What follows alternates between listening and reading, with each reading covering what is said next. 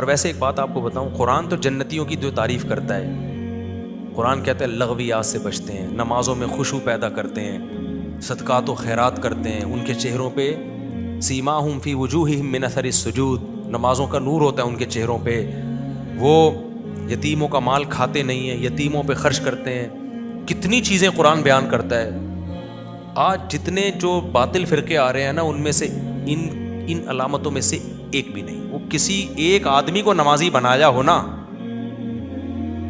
آپ نہیں دیکھیں گے. ہاں کوئی بیچارہ مسجد میں نماز پڑھنے آ گیا، اس کو ٹانگیں چوڑی کرنے، ٹانگیں پتلی کرنے، آمین آہستہ زور سے رفع الیدین کرنا ہے نہیں کرنا ہے، ان مسئلوں میں ضرور الجھا رہے ہوں گے. وہ تبلیغی جماعت کا یہ کام ہی نہیں ہے رفع الیدین کے مسئلے. وہ لوگوں کو نمازی بناتے ہیں. کتنے لوگ مسجد میں آئے نمازی خشوع خضوع رو رہے ہیں نمازوں میں، کوئی ٹکر گیا ان کو، تو رفع الیدین کر رہا ہے، نہیں کرنا چاہیے. اس کو الجھا دیا اور وہ نہیں کر رہا تھا تو کرنا چاہیے. اس کو اس مسئلے میں الجھا دیا، خشوع و خضوع گیا تیل لینے. سمجھ رہے ہو؟ وہ ہر وقت یوٹیوب پہ بھی یہی منجی ٹھوک دی اور چینل فلانا کر دیا اور جناب میں یوں کر دیا فلانا کر دیا. تو قرآن تو اہل جنت کی علامت کیا بتا رہا ہے؟ نمازوں میں کیا کرتے ہیں؟ خشوع. بلے رفع الیدین سے کریں، بلے بغیر رفع الیدین کے کریں. اللہ کو اس سے غرض نہیں ہے کہ یوں کر کے کر رہے ہو بغیر. تو میری طرف متوجہ ہے نماز میں، تیرا تو دل لگا رہا ہے کہ نہیں لگا رہا؟ تیری نماز تیرا مجھ سے تعلق بحال کر رہی ہے کہ نہیں کر رہی؟ تو ان اسکالرز میں آپ کو یہ چیز نظر نہیں ہے. آپ کو پتہ ہے صحابہ میں نماز کے بارے میں جو اختلافات تھے نا، وہ آج کے اختلافات سے زیادہ ہیں. اتنے اختلافات کم ہوئے ہیں ابھی، یہ پہلے زیادہ اختلاف تھے. ایک صحابی ہاتھ چھوڑ کے نماز پڑھ رہے ہیں، کچھ ہاتھ باندھ کے نماز پڑھ رہے ہیں. نمازوں میں بھی کتنی روایتیں ملتی ہیں، کوئی یہاں باندھ رہا ہے، کوئی یہاں باندھ رہا ہے، کوئی یہاں باندھ رہا ہے، کوئی زور سے آمین، کوئی آہستہ آمین. رو سب رہے ہیں نمازوں میں یار، سارے رو رہے ہیں نمازوں کے اندر، ایسی ایسی نمازیں پڑھ رہے ہیں وہ تو. مگر آج آپ دیکھ لو یار، کیسے کیسے اوٹ پٹانگ قسم کے چیلنج ہیں. اور وہ وجہ اس کی یہ تھی کہ وہ سمجھتے تھے بھائی ان کا استدلال اس حدیث سے ہے. عبداللہ بن عباس کو کسی نے شکایت کی حضرت معاویہ کے بارے میں کہ ایک رکعت وتر پڑھتے ہیں. عبداللہ بن عباس کی رائے ایک رکعت وتر کی نہیں تھی، حضرت معاویہ کی رائے تھی کہ ایک رکعت وتر ہے. میری رائے کہ ایک رکعت وتر نہیں ہوتے، اس پہ دلائل ہے میرے پاس. کبھی میں مسئلہ ریکارڈ کرواؤں گا. جو ہمارے اہل حدیث کہتے ہیں نا یوتر بواحدۃ، ایک رکعت وتر پڑھتے تھے، اس کا یہ مطلب نہیں ہے حدیث کا مطلب. لیکن اگر کوئی ایک رکعت کا قائل ہے تو میں اپنی رائے اس پر زبردستی ٹھوسوں گا نہیں، کیونکہ مجھے پتا ہے کہ بعض صحابہ ایک رکعت کے قائل تھے. میں ٹھوسوں گا نہیں، میں اپنا موقف بیان کروں گا مضبوط لہجے میں. میں یہ کہوں گا کہ مجھے اگر آپ سمجھ رہے ہو کہ میں قرآن حدیث نہیں جانتا یا میں اندھی تقلید کر رہا ہوں، یہ آپ کا الزام ہے بھائی. ہمیں پتہ ہے ابو حنیفہ بہت آگے کی چیز تھے وہ، ٹھیک ہے نا، انہوں نے بہت زیادہ تحقیقات کی ہیں جہاں تک آپ پہنچے نہیں ہو. اب آپ کو ابو حنیفہ کی فراست کا اور علم کا پتہ نہیں ہے تو آپ ان پہ اعتراضات شروع کر دیتے. انہوں نے حدیث کے خلاف فتویٰ دیا، صاحبین نے حدیث کے خلاف فتویٰ دیا. تو صحابہ میں بھی اختلاف تھا، ایک رکعت وتر کے کچھ قائل تھے کچھ قائل نہیں تھے.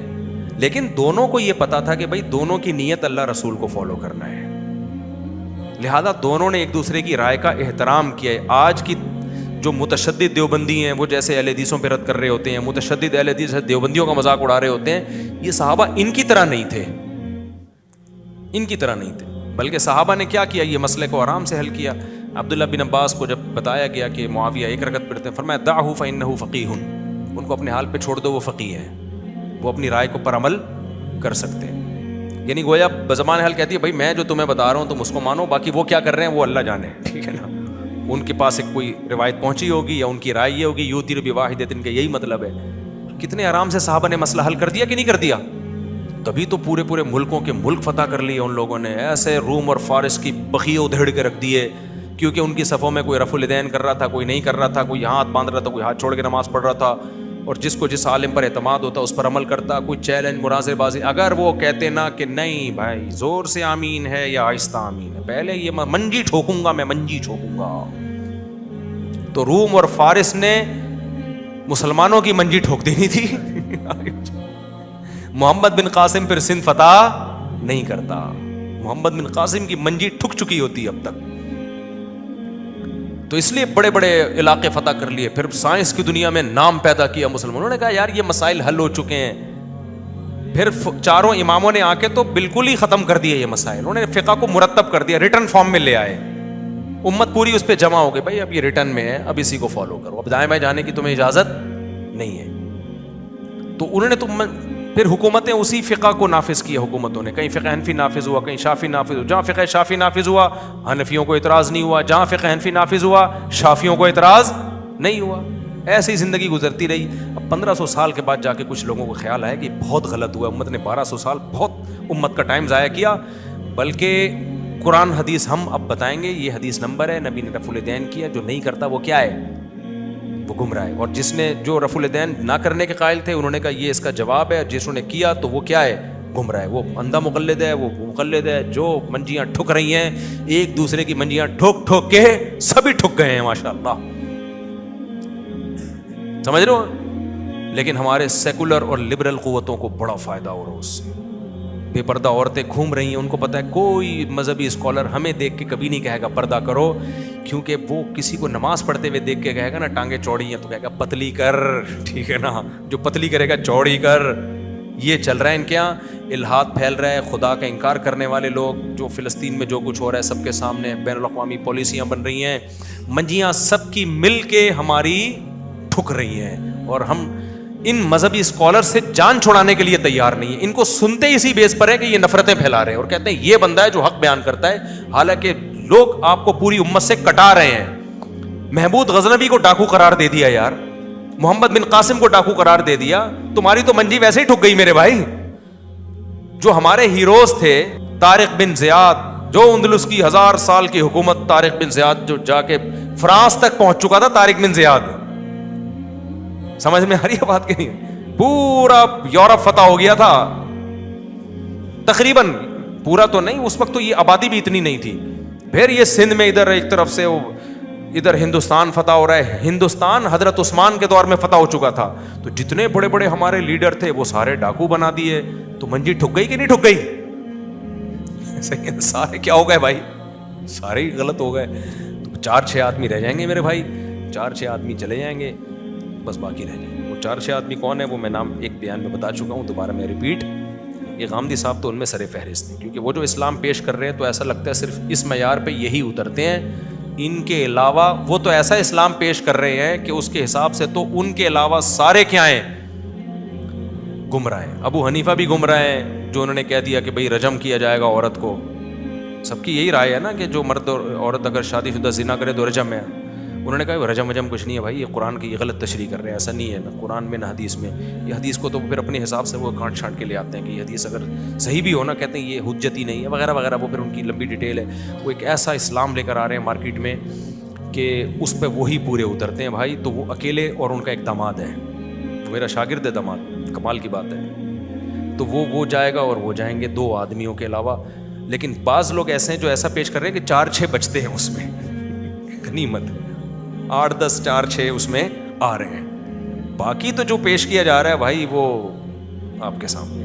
تو یہ فرقہ واریت کی جو لیبل ہے نا کہ ہم فرقہ واریت کے خلاف ہیں, لیبل بہت اچھے اچھے لگ رہے ہیں. فرقہ واریت اس سے کم نہیں ہو رہی, مزید فرقے اس سے بن رہے ہیں. سمجھتے ہو کہ نہیں سمجھتے؟ تو آ جاؤ اسی پر جو صدیوں سے چلا آ رہا ہے اسلام. ہاں, بدعت کو اپنے پاس راستہ نہ دو, بدعتیں نہیں ہیں اسلام میں. کوئی کہہ سکتا ہے میرے ماموں بھی یہ تیجا کرتے تھے, 40واں کرتے تھے, میرے چاچا بھی, تو صدیوں سے کوئی بدعت نہیں چلی آ رہی.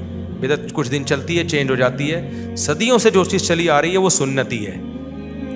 بدعت کی تو ڈیفینیشن یہ ہے کہ وہ ٹکتی نہیں ہے. کہ ربیع الاول پچھلے سال جس طرح منایا گیا تھا اس دفعہ تھوڑا چینج ہے, اگلے سال اور چینج ہوگا. 100 سال پہلے جو منایا گیا تھا وہ بالکل ڈفرینٹ اسٹائل تھا, اور اب جس طرح سے آہستہ آہستہ جا رہے ہیں تو بریلوی علماء خود بیدار ہو گئے کہ یہ تو وہی لطیفہ مجھے یاد آ رہا ہے کہ معین اختر کہتا ہے میرے ماموں نے پولیس والوں کو ایسی ایسی گالیاں دیں, پولیس ایسے ایسے پارٹس کو گالیاں دی. پولیس والے کہہ رہے تھے یار یہ والے پارٹس تو ہمیں پتہ ہی نہیں کہاں, یہ کون سے پارٹس ہیں. تو ہمارے جو ہمارے یہاں جو بریلوی علماء ہیں وہ خود پریشان ہو رہے ہیں, یار یہ والی تو اور ہی پبلک ہم سے بھی 4 ہاتھ آگے نکل گئی, تو نئی چیزیں آ رہی ہیں. تو آپ کوئی بات نہیں بھائی, ابھی آپ دیکھیں آگے آگے ہوتا کیا ہے. باقاعدہ ابھی مائیکل جیکسن جیسے ڈانس شروع ہونے والے ہیں ربیع الاول میں. ابھی تو روایتی ناچ گانا ہو رہا ہے, جو 400 سال پہلے جو مسلمان ناچتے تھے جس طریقے سے, جو انڈین فلموں میں بلیک اینڈ وائٹ فلموں میں جو ڈانس ہوتے تھے, اب وہ والے ہو رہے ہیں. لیکن یہ بھی ارتقائی مراحل سے یہ گزرے گا. آپ دیکھیں گے 100 سال بعد جو ربیع الاول ڈانس ہوگا, لوگ مائیکل جیکسن کو بھول جائیں گے. تو بدعت کی ایک جگہ پاؤں ٹکے ہوئے نہیں ہوتے, وہ ہر دفعہ کیا ہوتی ہے. اور بھی بریلوی علماء خود حیران ہے, بولے یہ کیا ہو رہا ہے. مفتی منیر صاحب کے بیان نہیں آتے, یار یہ تو انہوں نے بہت کر لیا. بھائی بات یہ کہ جب آپ نے ایک ٹریک پہ ڈال دیا ہے تو پھر وہ ہر سال اس میں, جب آپ نے لڈو کھلا دی ہے تو کیک بھی کٹے گا. لڈو جائز ہے, کیک حرام ہے, اس کی کیا دلیل ہے. برتھ ڈے تو منا لی نا آپ نے, جب حلوہ ہو گیا تو لڈو ہوگا, لڈو ہو گیا تو رسگلہ ہوگا, رسگلہ ہوگا تو گلاب جامن ہوگا, گلاب جامن ہوگا تو جلیبیاں بھی ہوں گی, پھر خوشی میں ہار بھی ہوں گے, پھر غسل بھی ہوگا, پھر نئے کپڑے بھی ہوں گے, پھر اس کے بعد ڈانس بھی ہوگا, ناچ بھی. پہلے ناچ ہوگا روایتی ناچ, پھر روایتی ناچ میں وہ لوگ بور ہو جاتے ہیں, کہتے ہیں یہ والا ناچ تو ہم نے پچھلے سال بھی دیکھا ہے. تو وہ اس ناچ میں چینجنگ ہوگی, پھر اور چینجنگ ہوگی, پھر مزاروں پہ بھی یہی.